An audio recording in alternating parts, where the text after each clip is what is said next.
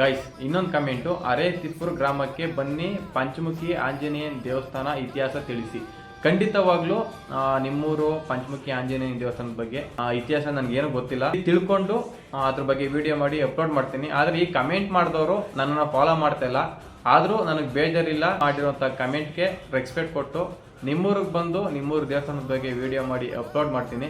Next ಯಾವ ಊರು ದೇವಸ್ಥಾನದ ಬಗ್ಗೆ ವಿಡಿಯೋ ಮಾಡಿ ಅಪ್ಲೋಡ್ ಮಾಡಬೇಕು ಕಮೆಂಟ್ ಬಾಕ್ಸಲ್ಲಿ ಕಮೆಂಟ್ ಮಾಡಿ. ನಿಮ್ಮ ಸಪೋರ್ಟ್ ನನ್ನ ಜೊತೆ ಸದಾ ಇರಲಿ.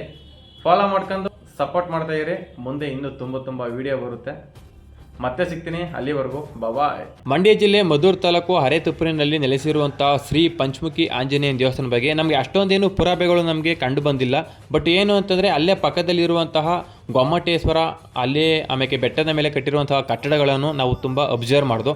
ಬಟ್ ಏನು ಅಂತಂದರೆ ಅಲ್ಲಿಗೆ ಹೋಗೋಕ್ಕೆ ನಮ್ಮ ಹತ್ರ ಟೈಮ್ ಇರಲಿಲ್ಲ. ಒಂದು ದಿನ ಹೋಗಿ ಅದ್ರ ಬಗ್ಗೆ ಸಂಪೂರ್ಣ ಮಾಹಿತಿ ನಾವು ಕೊಡ್ತೀವಿ. ಹಾಗೆ ಇಲ್ಲಿ ಪಂಚಮುಖಿ ಆಂಜನೇಯ ದೇವಸ್ಥಾನದ ಬಗ್ಗೆ ನಮ್ಗೆ ಅಷ್ಟೊಂದೇನು ಮಾಹಿತಿ ಕೂಡ ನಮಗೆ ಗೊತ್ತಾಗಿಲ್ಲ. ಇನ್ನೊಂದು ಏನಪ್ಪ ಅಂತಂದರೆ ಅಲ್ಲೇ ಪಕ್ಕದಲ್ಲಿ ನೆಲೆಸಿರುವಂತಹ ಬಸವಪ್ಪ, ಅದು ತುಂಬಾ ಪವರ್ಫುಲ್ ಆಗಿದ್ದು, ಬೇರೆ ಯಾವುದೇ ಬೋರ್ವೆಲ್ ಪಾಯಿಂಟ್ ಆಗಿರ್ಬೋದು, ಮನೆ ಗುರುಪ್ರವೇಶ ಆಗಿರ್ಬೋದು, ಶುಭ ಕಾರ್ಯಕ್ಕಾಗಿರ್ಬೋದು, ಖಂಡಿತವಾಗ್ಲೂ ಏನು ಬೇಕು ಅದನ್ನು ಕೇಳ್ಕೊಂಡ್ರೆ ನಿಜವಾಗ್ಲೂ ನೆರವೇರುತ್ತೆ ಅಂತ ಅಲ್ಲಿನ ಜನಗಳು ಹೇಳಿದ್ರು. ಹಾಗೆ ಇದ್ರ ಬಗ್ಗೆ ಸಂಪೂರ್ಣ ಮಾಹಿತಿ ಅಲ್ಲಿಯ ಸ್ಥಳೀಯರನ್ನ ಜನಗಳನ್ನ ಭೇಟಿ ಮಾಡಿ ಅವ್ರ ಬಾಯಿಂದನೇ ನಿಮಗೆ ಹೇಳಿಸ್ತೀನಿ.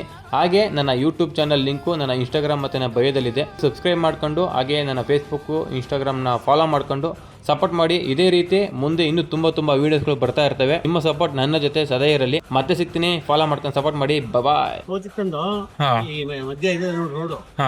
ರೋಡ್ ಬಿಸಾಪುರ ಉಂಟಾಗಿದ್ದು ಅವು ಸತ್ತೋಗಿ ಎತ್ತಾಗ ಹೋಗಿದ್ವಿ.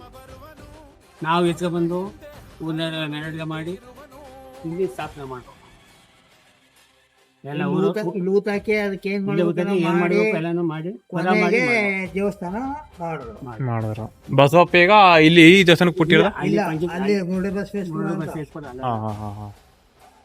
ಆ ದೇವಸ್ಥಾನಕ್ಕೆ ಇಲ್ಲಿ ಬಿಟ್ಟಿರೋದಾ?